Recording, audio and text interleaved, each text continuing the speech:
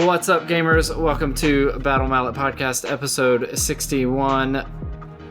I didn't title it, so... Troll them if you got them. Troll them if you got them. Love it. That's perfect. So, for anyone that isn't familiar, the Battle Mallet Podcast is the journey of three busy gamers playing games that they love, balancing life with those games, and making their way to the Nova Open Convention every year.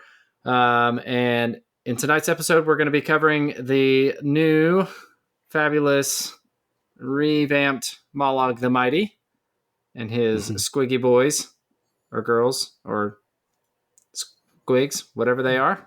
They're fun guys. Yeah, they are. That was awesome. It took me a minute, but I got it.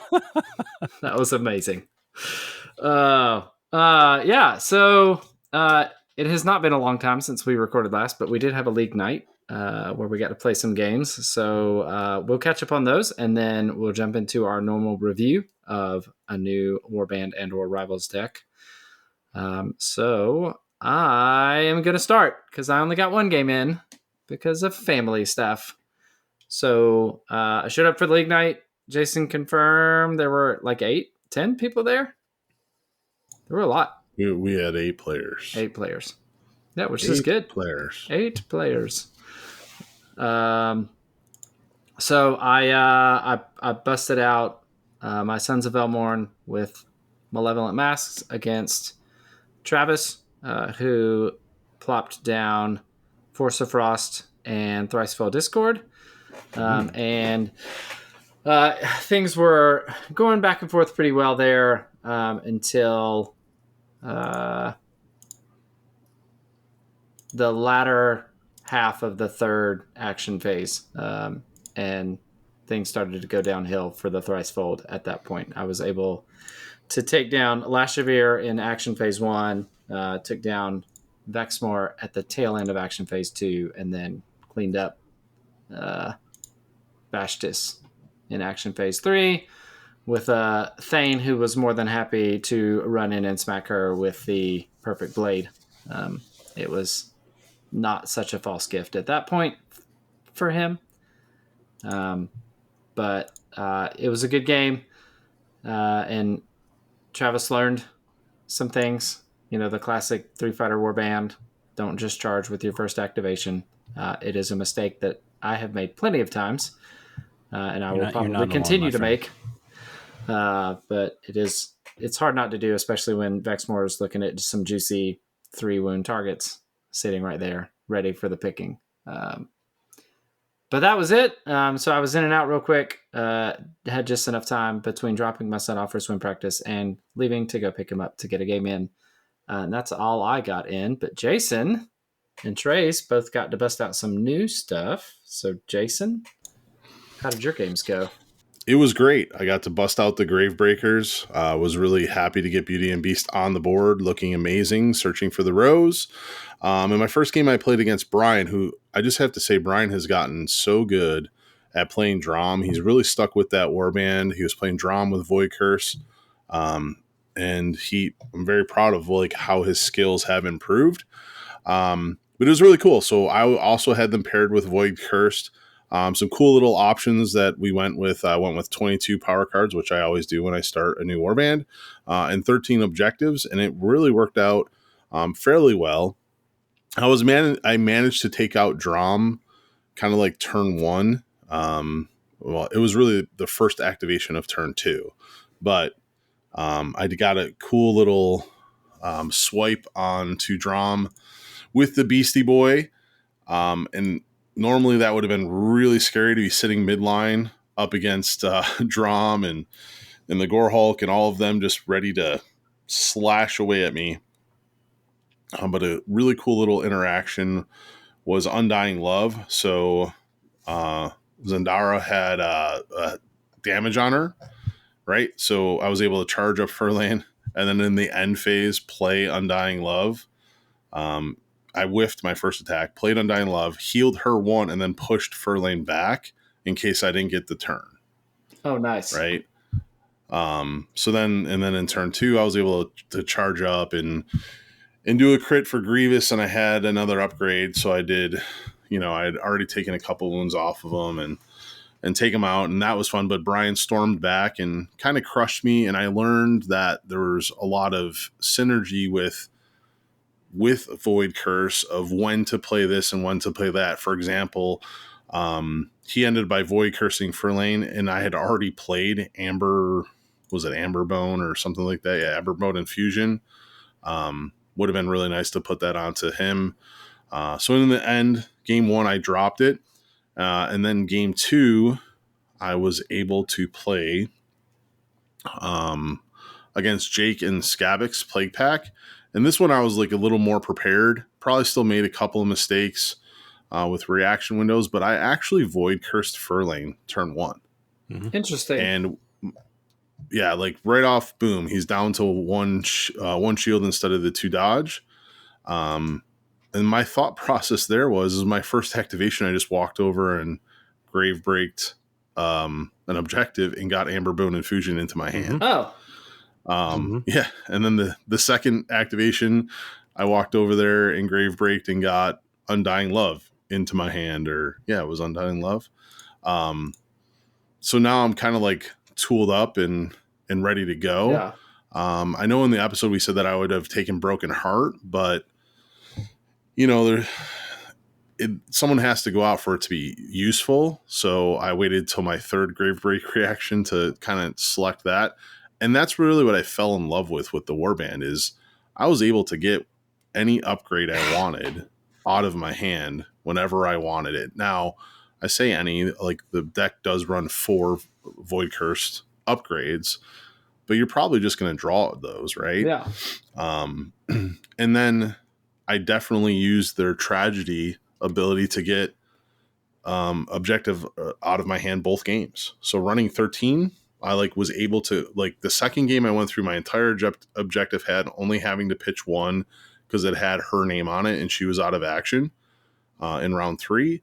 And the same thing in the first game, I got rid of 1 just cycling through because she had gone out of action. So really, really efficient card draw and card manipulation. Love that. Furlane's a beast, no pun intended, when you get 4 or 5 upgrades on him. The hardest thing was to really inspire him because I didn't want to burn a lot of upgrades onto her. But yeah, it worked. Game 2 went really, really well. I did pull some shenanigans with Savage Intelligence where I attacked 5 times in 2 activations because I kind of had him pushed up and her pushed up, and plus the additional move shenanigans of Void Curse Thralls. We were all in this little place, and I remembered to place a available feature token after a kill. You plundered? I plundered. Oh my gosh, you get the award. Death Gorge trophy to Jason Murray for remembering to plunder, probably the first time in the history of the game that somebody has remembered to plunder. That's amazing. Yeah, I was like, holy cow, because it helps you score, what is it? No stone unturned, yeah. Right? So I killed 2 of his fighters, plundered, and then just grave braked another one, and that was 2 glory in the action, and then the action phase. Plus I created a nice little wall in front of my fighters that he had to fight through, and then that they went away. It was a lot of fun. There's definitely a lot of activation process that you have to go through. But it scored, and I can't wait to play him again. Nice. That's exciting. And we remarked last episode about how Trace always goes first, but we saved the best for last this time because he brought out the main event of the episode, Mollog the Mighty. So, Trace, why don't you take the virtual microphone and we'll hear about your games and walk through our standard review kind of at the same time. Sure. I did bust out the world champion Mollog the Mighty. And he is still mighty, but his squigs are also mighty now. I think that the changes that have been made to this warband are pretty slick, honestly. They still feel he still feels like Mollog, but not as oppressive as he was because he can't do all the charge shenanigans like he used to be able to. And the squigs have a lot more value and some tech in there that is kind of, it's pretty powerful if used correctly. So I'll just kind of get into my first game and we'll talk through some of the things that I enjoyed about playing them and some of the things that I scored, which kind of. Well, do we want to talk about the fighter cards? Yeah. We can, So, absolutely. like, Yeah, we'll talk about the fighter cards. Yeah. So just, I mean, not from a change perspective, but this is just Yeah. what he is now. Yeah, sure. So Mollog the Mighty is has been reduced by 1 health from his previous iteration. He's still 3 move, 1 shield, but he's 6 health now. Still Ooh, 6 inspires. health. Yeah, he's not quite. But he's still pretty sturdy, and we'll get to that in a second. So he still inspires when he has 3 or more damage counters on him, wound counters. He's still got his giant club, which is range 2 smash and 3 damage with knockback 1 on its front side. He also has his whirling club, which is a scything, range 1, 2 swords, and 2 damage attack. But he has gained a couple tools in his toolbox. The first of which is steadfast. This fighter cannot be driven back, which is really, really cool. That is so rude. It is very rude. The fact that you want him to get away from you, and the number of times that I got pushed back before as Mollog was awful. Well, so, I mean, your favorite thing to do to a range 2 fighter is to come in with a range 2 attack and drive them back, to force them back into the charge. And it's like, well, I guess I don't get to do that anymore. So I'm going to come in with a range 1 or range 2 attack action. Even if I hit you, you're ready to swing right back at me. That's right. And that is mighty. And speaking of mighty, that is his second rule on his card, which says if this fighter would be dealt 4 or more damage by an attack action, this fighter is dealt 3 damage instead, which means you can't just outright one-shot him like you used to be able to do with some championship decks back in the day. Is there a way to get to 6 damage now? Tooth and Claw has the +2 damage. It does, and I mean he could do it. Anybody who has a 4 damage attack, so like Grimnir, Fuel Grimnir. Yeah, but Fuel goes large when he inspires, right? He does go to 5 wounds, so that would break. Yeah, so that would break. So you'd have to do somebody with like Grievous, and then 2 damage with Grievous and an upgrade. I mean, it's unlikely anyway. It's more of a stretch anyway now. But I mean, Mir Kanan coming in. Oh yeah, can only do 3 damage. Like that. I mean, that's significant. I'll have a big boy off with Mir Kanan now and not have a whole lot of problem with it. Yeah, right. But yeah, it's super good. And then on his inspired side, his attack for his main attack goes to damage 4 and also gains knockback 2, and then his whirling club goes to 3 dice with scything. So he's just playing baseball at that point. That's exactly right, which is funny because Brian, Jason's opponent, kept talking about how he wanted to paint his as a baseball player. That's awesome. But that's not where the fun stops in this warband. It is definitely improved throughout. Some of the stats on the Bat Squig are pretty similar to what they were before. I know we touched on it a little bit in the unboxing, but the Bat Squig is he has flying and is a beast. He is move 4 with 2 dodge and 2 health, and then he has his Toothy Maw as his only weapon. Range 1, 3 swords and 1 damage, and he also inspires. The entire warband inspires when Mollog takes 3 damage. It's not just Mollog. Yeah. And he gained a little thing on there called Constantly Flapping. Fighters within 1 hex of this fighter cannot be on guard, which is nice, especially if you are trying to support Mollog. You can charge in with the Bat Squig, maybe do a blink of damage off. Then, and if somebody was on guard, they're no longer considered on guard, and then you hit with the big stick with Mollog. Yeah. Spite Shroom, I'll do him next because my favorite model in the warband is where we're going to go last. So Spite Shroom has gained some pretty cool tech. He used to just do a damage when he exploded at the end when he died. Yeah. Now he's a little bit more useful, but we'll start with his stats. He has 2 move, 1 dodge, 2 health. And then he has his Choking Cloud, which is a scything attack for range 1, 2 swords, and 1 damage. But he gained a new ability called Nasty Spores, which is a reaction. Use this after an activation step at which one or more enemy fighters made a move action, were pushed or driven back into a hex adjacent to this fighter. Deal each of those enemy fighters 1 damage. So he's got basically a lethal hex all around him, which is pretty spicy. Came into play a couple times last night. And then last but not least, Stalag Squig is a move of 0. He has a starting defense characteristic of 2 shields, 2 health. He has a ton of rules on his card now. He cannot move, and he does not have an attack action on his card at all. But he has an ability called It's Just a Rock. This fighter is on guard and cannot be pushed or make move actions. So he's on guard, so he's on dodges and blocks.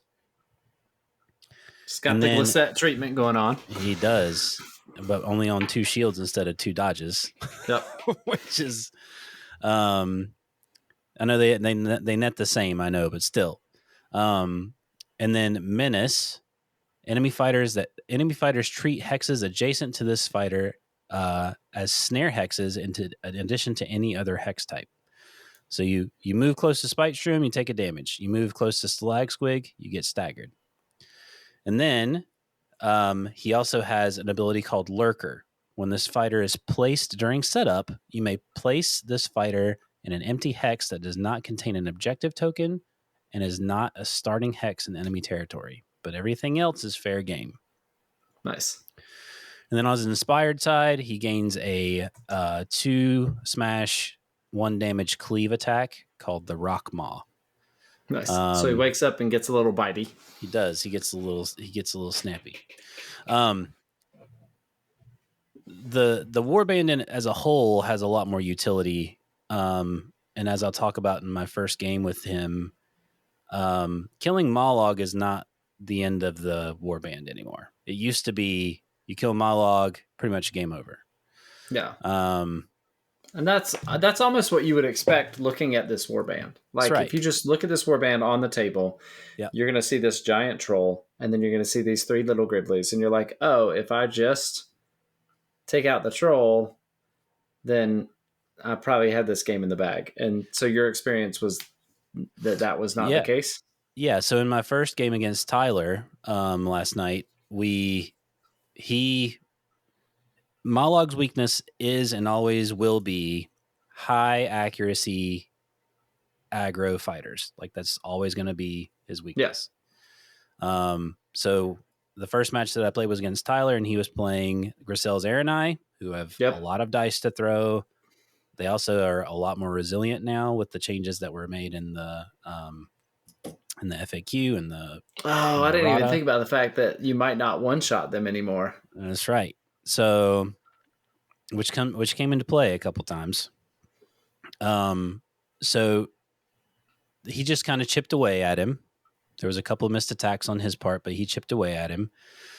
He was down to 2 damage left in my first game. And in my hand, I had Bonk, which is precisely enough damage to score to when you take a fighter out of action. It's a surge card. Yeah. And I also had when I played Mollog last night, I paired him with Void Cursed Assault. Or with Void Cursed Thralls. So I had in my hand the Void Cursed, take a fighter out of action, and Bonk in my hand. He had 2 wounds left. I had the first activation in round 2, charged in. There was a nice little line of 3 dainty elves right there. And I also had Grump on him as well, so I knew that I could put Grump on him, charge, do his scything attack for 2 damage each, and just hoped that I bonked one of them. Yep. I rolled 9 dice with 1 reroll and caused 1 damage. Classic. Because I missed the first attack, rolled 1 success on the second attack with a reroll because he was staggered.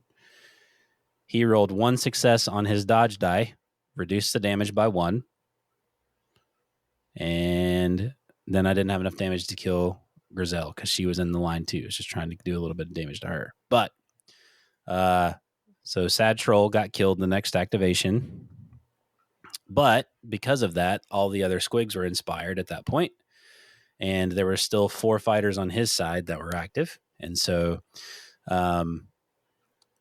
the squigs then did some work because he was still being aggressive because it's Grizel and he wants to be attacking all the time. I still lost the game, but it was very close in the end. And in the end, there was only Grizel left.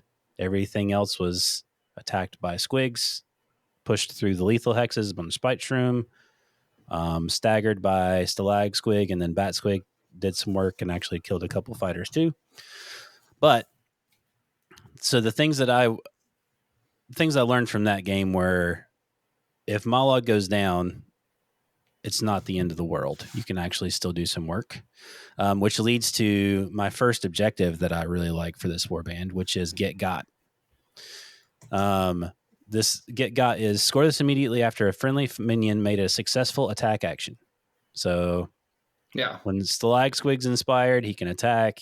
Bat Squig's got a pretty decent little attack when he's inspired. And then Spite Shroom does too, because he does 2 damage and he's scything.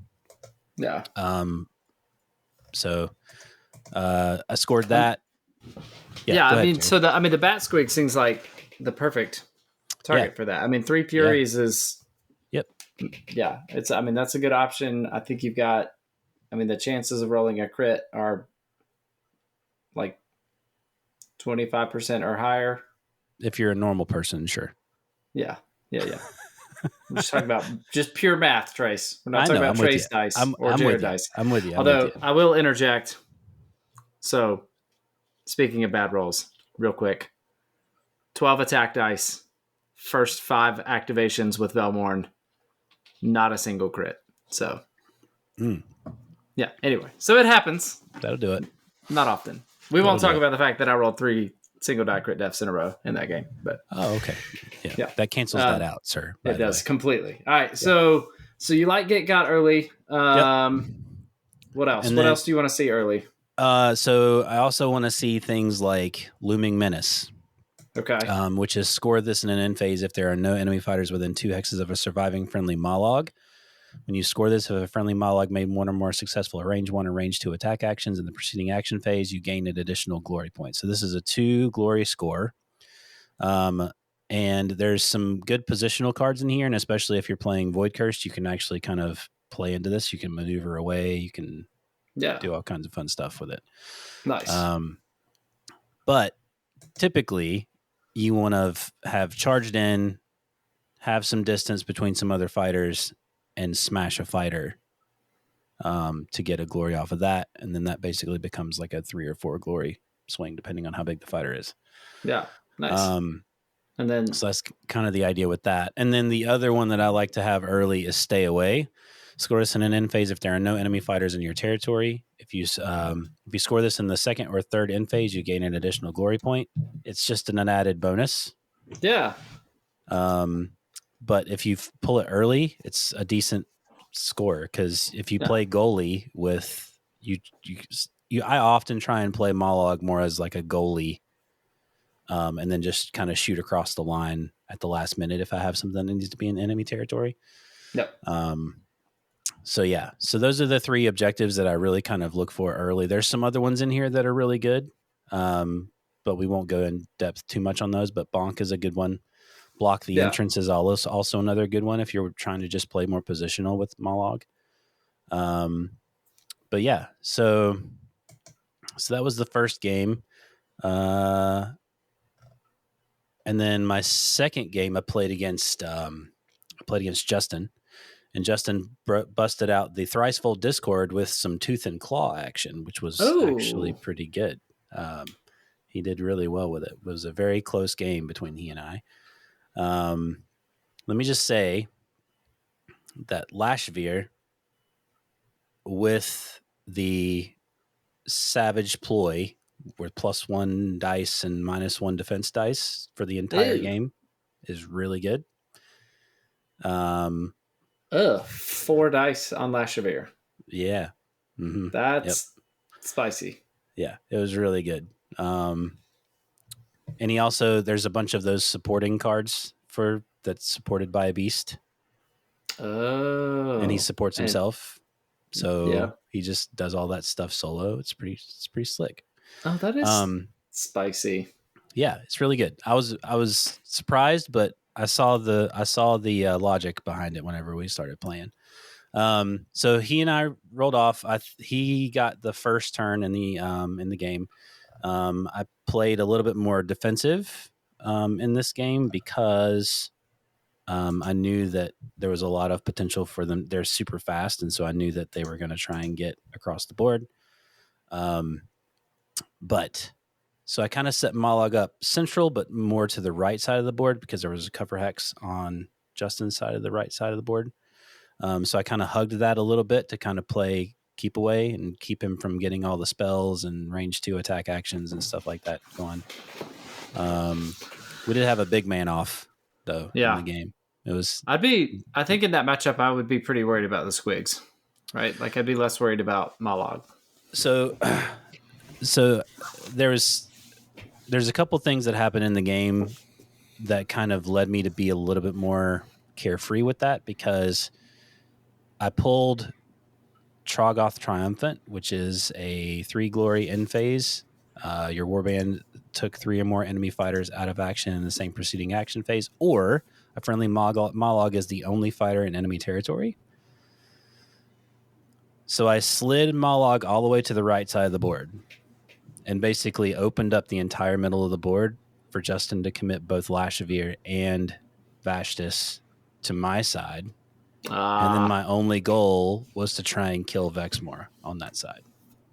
Gotcha. And then, so he was in enemy territory. I did end up scoring that, which was awesome. Nice. It took me 4 swings because Justin crit deathed me 1 time on a single die. Nice. And then we tied on another. But anyway, so it was a really good game. Some of the things that kind of played into that game quite a bit were some of the ploys that I really like, which were Terrifying Silhouette.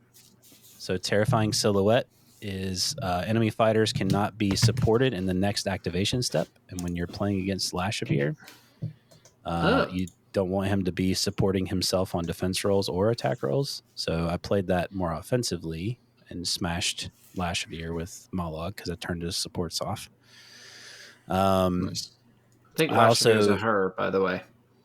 I think it's a her, he, they. They. He. Yeah. Vexmore's the he. I think Lashveer is the they. I don't know. It's not worth arguing about. Anyway, doesn't matter.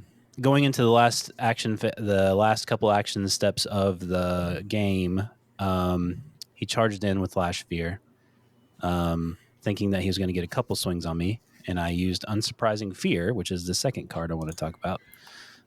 Choose an enemy fighter, then choose a friendly fighter within 2 hexes of that enemy fighter. Push the chosen enemy fighter 1 hex further from the chosen friendly fighter. So I pushed him 1 hex away. So now he had a charge token, could not attack again, just for free because both of them had charge tokens at that point.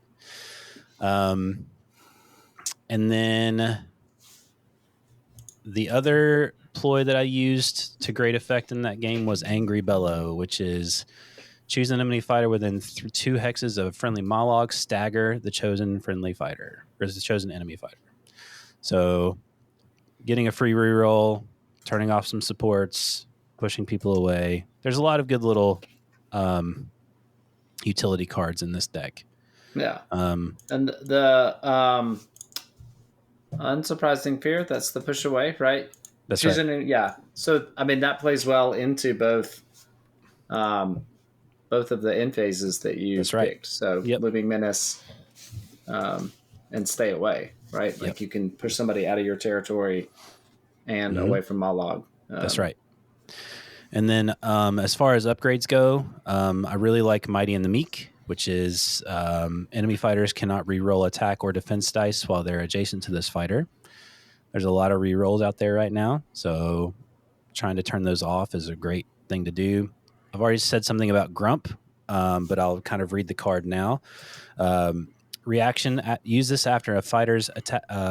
This fighter's attack action. If that attack action took the target out of action, remove one of this fighter's move or charge tokens. If a charge token was removed in this way, break this card. So if you've just moved and made an attack action, you can take the move action off and then do a charge, or you break the charge, you can still do another charge. This Grump in Void Curse Thralls is hyper very good. It's very good. Oh yeah. Because there's 3 cards that can give you a move action to set up an attack, and you just take the move tokens off. That's right. My gosh, it's very good. Yeah. So good. And then the last card that I found a lot of use in both of my games is actually Spark of Sentience, which is a reaction. Use after this fighter's activation, draw a power card. It's restricted to a minion. So because the minions have a little bit more play in the warband now, you can just make... I typically put it on the Spite Shroom because he's usually pretty far back because the Stalag Squig cannot move. Nope. Can't go on guard either because he's already on guard. Yeah, can't go on guard. So Bat Squig is a candidate for it, but I really prefer Spite Shroom because Spite Shroom is slow and typically in the back. So you just put him on guard, make a little move action with him, do something like that, and then you just get a free draw a power card. That was effective several times in the game. Nice. Yeah. So overall, I think that the changes that they made to the warband still retain the identity of what Mollog used to be. He's still this big fighty troll. But it's just they feel more like a group of fighters now instead of just one dude and the guys that are going to provide 3 glory for your opponent. So yeah, had a lot of fun with them. Yeah. Nice. It looks to me like watching the games, it looked like a lot of fun. I love when you use that card that brought the Stalag Squig back. That was really cool. Yep. Yeah. That's another really good one, which is, which was always about is the gambit. Always about. Yeah. Always about is the gambit. Choose a friendly minion that is out of action. Place the chosen minion on an empty starting hex. Then give the fighter 1 charge token.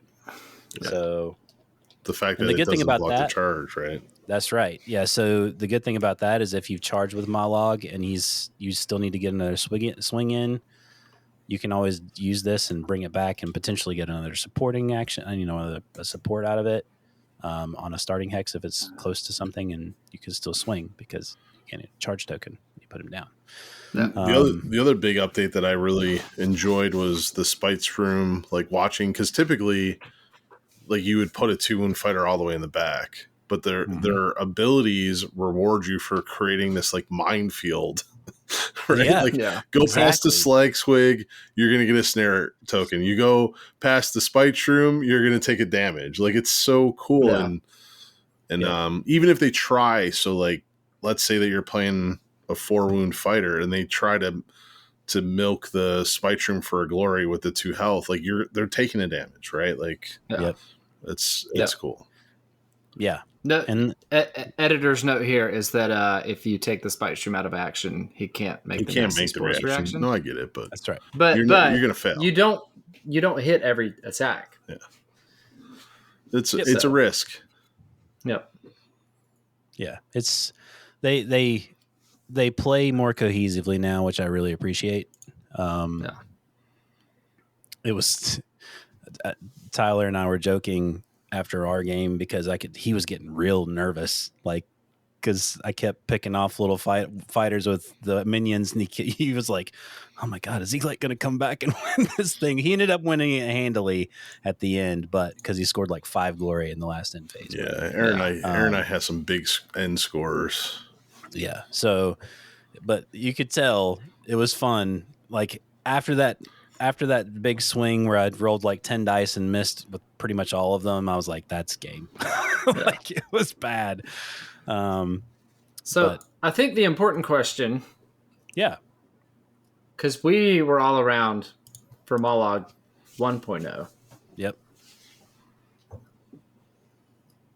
If you sit down across from a new Warhammer Underworlds player, Yeah.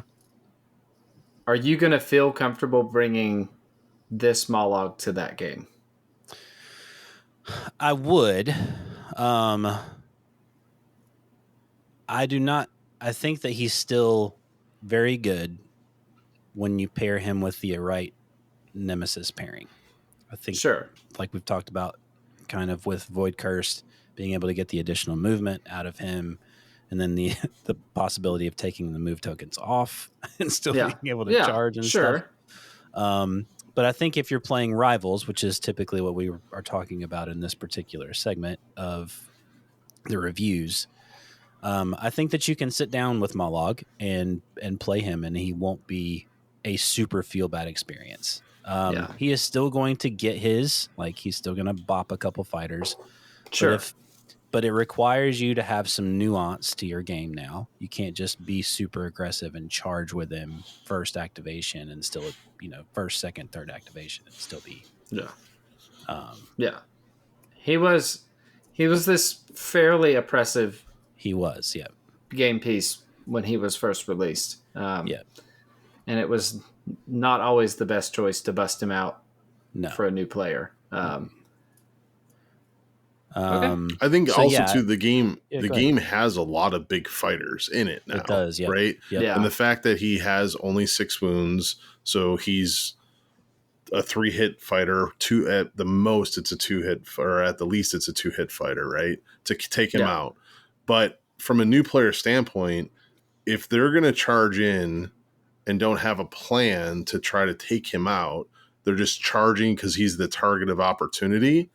They're going to have this same experience if they do it against Kanan, if they do it against the Crushas, if they do it against the Thricefold. Like, that experience is there with any of the 5-6 wound fighters because they all hit hard. I think the difference here for a new player is he's not breaking on his card. Oh, I charged in and hit you, and now I'm charging again and hitting you somewhere else. There's still, once you're charged out, they can still move. There's some shenanigans, but it's not just a completely broken game state. Yeah. That's a good point. Yeah. This one does not break all of the rules of the game. Yeah. No. When he was inspired, he could charge twice in a row. He could still activate with a charge token without any restriction. Like he was nutso back in the day. Yeah. And back in the day, there was a lot more push tech. Like we have move tech now out of one deck, but it's not as like we don't have distractions everywhere. So there's no commanding stride. There's no center of attention. It's still going to feel bad. Like if you take Mollog or replace Mollog with any big fighter, charge them across the line and hit that new player's fighter for 3 damage or 4 damage. When you roll successes and hit, it still feels like there's no changing that. Like whether it's Mollog or somebody else. Yeah. But you're not introducing a player that a game piece that doesn't play by the rules of the game anymore. Yes. Right. Which is, I think, what really felt bad. I agree. In the early days. I agree. I just like, because the way that I played against Mollog back in the day was I just ignored Mollog, right? Like, go ahead and one-shot him. Yeah, like I would juice up and go in and try to one-shot him, but I would stay away from him and just milk the squigs and hope you missed every attack, and by the end I win. But that stagger token scares me. Like the fact that I could be taking a damage and wounding one of my fighters, and the bat squig was never easy to take out. So yeah, he's still not 3 dodges, no joke. yeah. Cool. So, you talked around this a little bit. What would you call the playstyle, Trace? I think he is definitely more positional aggro. I would not really call him flex or hold because because he's the only one that can. He's the only one that can hold those things. But I think positional aggro, like you're just going to have to be more cagey with him than you were before. So choosing when you're going to do your attacks, try and use any way to get extra movement out of him to position him. He's got a pretty big threat range. I really refer to him more as a goalie now than anything. Yeah. He kind of sits on that middle line. He kind of floats back and forth over the middle line. Yeah. At least that's how I've played him my total of 2 times now. But yeah, I think that's what I would consider him as positional aggro. Kind of like Belmorn. Yeah. Counter punchy. Yeah. That's how I would describe it. I like it. Board choice? Do you have a preference or? I prefer open boards. So any open board or a board that has some cover hexes, because Stalag Squig and a cover hex is spicy. Oh, that is nice. He only misses on one face of the die. Yeah. At that point on his defense rolls. So he can be a little pill to try and get out when you've got him on a cover hex. I played that way into Justin. Justin pulled out the board from Gnarlwood that had the 2 cover hexes in it, and I forgot the name. Stricken Swamp. Yeah. I dropped him. I was very aggressive with him because I knew that I had the ploy to pull him back onto the board if I needed to. I dropped him into a cover hex on his side of the board just to kind of stall and like give him something to like try and make some attacks on. I think he attacked 2 times, so that was 2 activations spent on Stalag Squig, which gave me opportunity to like push over and get in front of Exmoor and try and play that side of the board. So he's a nice little distraction, or you can set him up as a like a support piece out of the gate, depending on whether you get first activation or not. Yeah. You cannot put him on the board after the deployment phase, though, which kind of sucks because that's how I used to play him. I would just drop him at the as soon as I knew he was going first, I would drop him down. If I was going first, I would drop him right next to who I wanted to kill first. Yeah. Can't do that anymore, which is good. Yeah. Again, it's the warband is taking the things that it did that broke the rules of the game. Right. That's right. And has reined those in. It's still playable, still kind of functions in a very similar fashion. So that's good. I would say that it's because it's not an all eggs in one basket warband now, it's more playable than it was before. I like that. Cool. We talked about playing against it. You could go the Jason strategy of ignore Mollog and try to outscore, or realistically try to dome Mollog, I think. Right? I mean, there are opportunities for you to score as the Mollog player without Mollog, but he is the workhorse of the warband. So if you can get him down, I think there's still a lot of cards in here that can score just off the squigs, though. Yeah. So it's not a surefire way. It's not as critical as like murdering Zandara. Sorry, it is a harder path to win that way, but it still is doable. Xandar. And then, so you like Void Curse? Yeah. Jason, you got any immediate thoughts on another Nemesis pairing that you could throw in there that you would like? No, I mean, I think any of the 2 aggro decks, like maybe you can make Tooth and Claw work. Maybe you might be able to make Breakneck Slaughter work. I'm sorry, I'm so distracted because I think Void Curse is the way to go for the extra movement. And more importantly, like I'm thinking right now, like because he can't be driven back if he's Void Cursed. Well, he already can't be driven either. back. He can't be driven back anyway. He's Oh, he doubly not driven back. He's doubly not going backwards. Nope. So for me, I'm like thinking about boards. Like I want to hear what you have to say for boards, but I think I got some crazy tech. Yeah. So you called out Stricken Swamp because that's open board with some cover hexes, and then Frostrack Ruins I think is one of the newer boards that's open. That's the one that I played. More open. And it's got pretty even hexes around the edge. Yeah. So you can play fairly aggressively around the edge of the board with that. But I'm interested. Okay. Jason's got the face, so something. I want to see what Jason has to say about boards. What happens? Like, first off, I want to see if Mollog can Mollog in the hallway, right? Like, of course, because he just goes right down the center and he just Mollogs.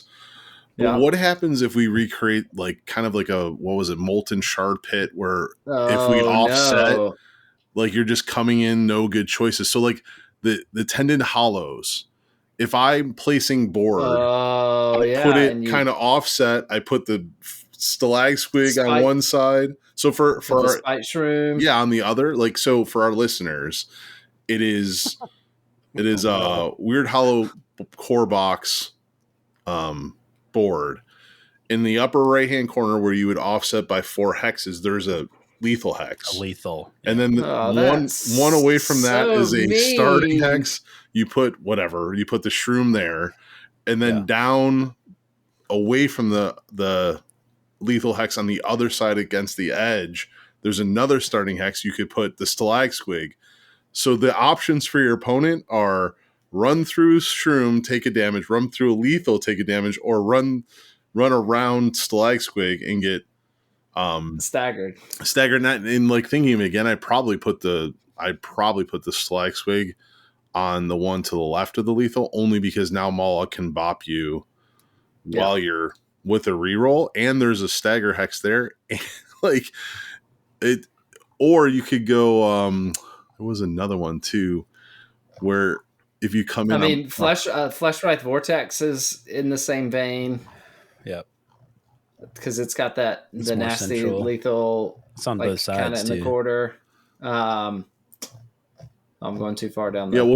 So the Ice Swirl Maul, like you're not. They could get through if you offset. They could get through without taking any damage from the Spite Shroom or the Stalag Swig. But if they come around the lethal, they're gonna end where you can hit them and drive them into the lethal. Like, these are the things that I think could be really cool if you're playing against an aggressive warband, and just like kind of suck them in. But all of those are good. Either of those are good if you hallway. Yep. Yes. Like it just gets even worse if you hallway. Well, and Mollog's always been really good in hallway because he can reach both sides of the board. Yeah. So you just keep him central lane, and he just has a massive swing area. Oh my gosh! All right. Well, I know what Jason's bringing to the next meetup. He's like, please let me win the roll off. Please let me win the roll off. Listen, Mollog has never been on the board for me ever. No, played him. You should bust him out. Never been a better time. I don't want to because Trace's Mollog looks beautiful. It is. Yours is prettier than mine. I don't think so. New player rating? What do we think? Silver. Yeah. Not pure gold, not auto play. No. Just because of the nuance of the movement. Okay. With him. He's a big stat stick. Like, you can use him as such, but to really play him effectively, you need to have a pretty firm grasp on movement and how to do it efficiently. Yeah. Well, and he's not invincible, right? So it used to be 7 wounds. Mm-hmm. And 7 wounds for most warbands is 4 successful attack actions. Yeah. 6 wounds is down to 3 successful attack actions for most warbands. Yeah. So that's a big drop. Mm-hmm.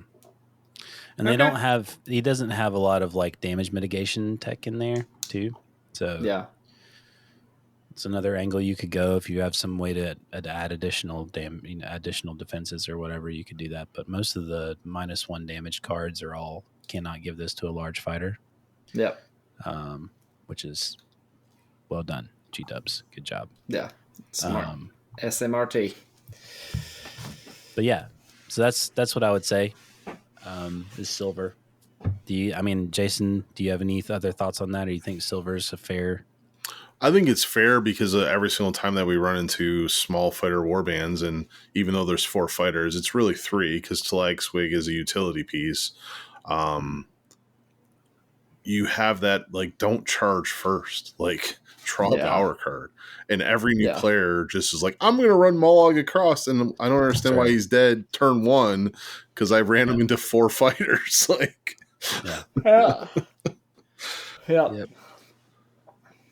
Yeah, I agree with that for sure. The fact that he can't be driven back, you just trundle up and be like, okay, I'm here. Come attack me. I'll just swing back. I want to make someone run through all my minions. All the hexes. It's a shame there aren't any cards out there that like make your opponent move. There's some pushes in Void Cursed. Yeah. And to explain a little bit more for our listeners, back in the day when you offset boards, you only had to do 3, and there was this board like Molten Shard Pit. I'm pretty sure that's what it was called. That had what it was. It had 3 damage hexes together, and when you offset, you gave your opponent 1 alleyway to come in. And Mollog may not be able to capitalize on the passive glory. I just don't think that it's there as much, but just to recreate that scenario of giving someone no good option to come into my territory is just... And you can still find that Molten Shard Pit board on Underworld's DB. It's still there. Yeah, if you want to take a look at how silly it is. But it is 3 lethal hexes in a cluster. Yeah, right on the corner. Right on the corner of the board. Anyway, I'm just living in nostalgia at this point. Yeah, that board was the terror of everything. Tournament play for a long time. The terror of the block. Well, I think that's it for this section. We didn't break for audio coming into this, so we're not going to break for audio coming out. So we'll just jump right to the outro. So that's what we're doing right now. Feels weird. I don't like it. We're not doing this again. We want to thank everybody for listening. We are at Battle Mallet 1 on X. We are at Battle Mallet PCast on Instagram. We are Battle Mallet Podcast on Facebook. We are at Battle Mallet Podcast on YouTube. So if you want to find us on the socials, you can catch pictures of what we've been up to. The video form of the podcast episodes is on YouTube, along with unboxing videos of all of the releases since Death Gorge. Right? Yes. I think so. We have a YouTube? I know, right? You don't even know what's happening. So you can expect 3 more episodes like this in the coming weeks. We don't know when they'll come out, but they'll come out soon. We are recording on March 19th, so tomorrow night is the Adepticon preview. All of the major logos are on there, so we don't know what's going to happen. We've got some guesses about some Stormcast and some Skaven for Age of Sigmar, based on the fact that Sigmar lied and I keep something hearing in bells ruin. toll. Yeah. So that'll be exciting if that's what happens there. We want to thank Games Workshop for sending us a copy of the Rivals of the Mirrored City early for us to review and play with and share with the community. But I think that's it. So any other community shout-outs? So with ACON going on, all of our friends going out there and playing games, have a great time. To What the Hex crew, may your dice be blessed with crits. And just, thanks for everybody for getting together. It's going to be an awesome event. Wish we could be there. But enjoy the game. It's very exciting to have 5 new warbands coming out on Saturday. It's wow. I don't know how we're going to get all this recorded, boys. But good luck at ACON, everyone. Yep. I understand now why the What the Hex crew recorded in a fast and furious fashion. Because ACON was right around the corner. God bless him. Yeah. So for the Battle Mallet podcast. We are a Bat Squig, a Spite Shroom, and it's the Lag Squig, and we'll leave it to the audience to decide who is who. I'm pissed now. Because you want to be the troll. I'm troll. This is Jerod signing out. This is Trey signing out. Squeaky, squeaky. Squeaky, squeaky. Get the hell out of here. Peace. Go Bills.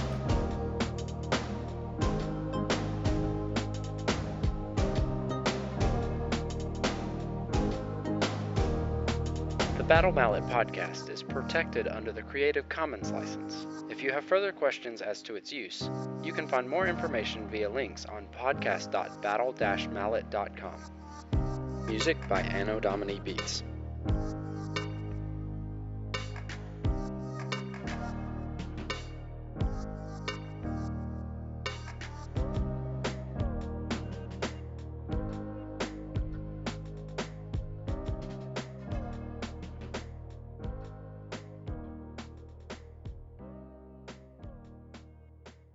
The most editing ever.